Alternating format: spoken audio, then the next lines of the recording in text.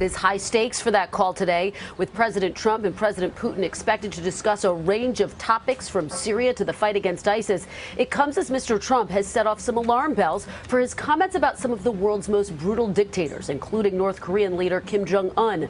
Tensions mounting with that country today amid reports North Korean state TV said the situation in the Korean peninsula is being driven to a point, quote, close to nuclear war because of the United States' recent provocations. This morning, White House officials confirm President Trump will speak with Russian President Vladimir Putin on the phone. It's the third call between the two leaders since Mr. Trump took office in January, and the first since the recent U.S. airstrikes in Syria. That strike, in response to a suspected chemical attack by Syrian leader Bashar al-Assad, was criticized by Putin. Striving to salvage ties amid a fierce dispute over Syria, Secretary of State Rex Tillerson met with the Russian president last month. There is a low level of trust between our two countries. The world's two foremost nuclear powers cannot have this kind of relationship. Today's call comes as President Trump is facing backlash over his comments about other notorious world leaders. The president telling Bloomberg News on Tuesday he would meet with the North Korean leader Kim Jong-un. If it would be appropriate for me to meet with him, I would be honored to do it.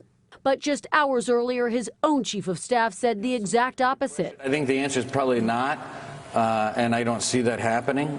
Under fire, Press Secretary Sean Spicer forced to explain why meeting with Kim Jong-un would be an honor. He is still the head of state, so it is sort of there's a diplomatic piece to this.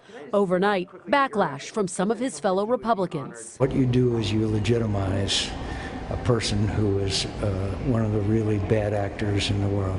And the president surprised some of the officials within his own administration by inviting another brutal dictator to the White House, Philippines President Rodrigo Duterte. One key topic on the agenda, North Korea's recent provocations.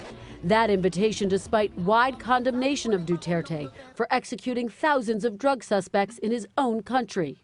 Does the president have a thing with these totalitarian leaders? The president clearly, as I've said, understands the threat that North Korea poses. Those are the countries that can be helpful as we move forward to try to prevent the threat that they pose. And it's not just foreign policy. The president created some confusion about a key component of the Republicans' latest health care plan, saying pre-existing conditions will be covered. But the bill isn't as definitive. Vice President Mike Pence was on Capitol Hill last night and held a number of meetings trying to secure the votes for the health care bill. When asked about the prospects of the health care bill, he said, stay tuned. Matt, Savannah. All right, Kristen Welker at the White House for us. Kristen, thanks. Hello, Today fans. Thanks for checking out our YouTube channel. Subscribe by clicking that button down there and click on any of the videos over here to watch the latest interviews, show highlights, and digital exclusives.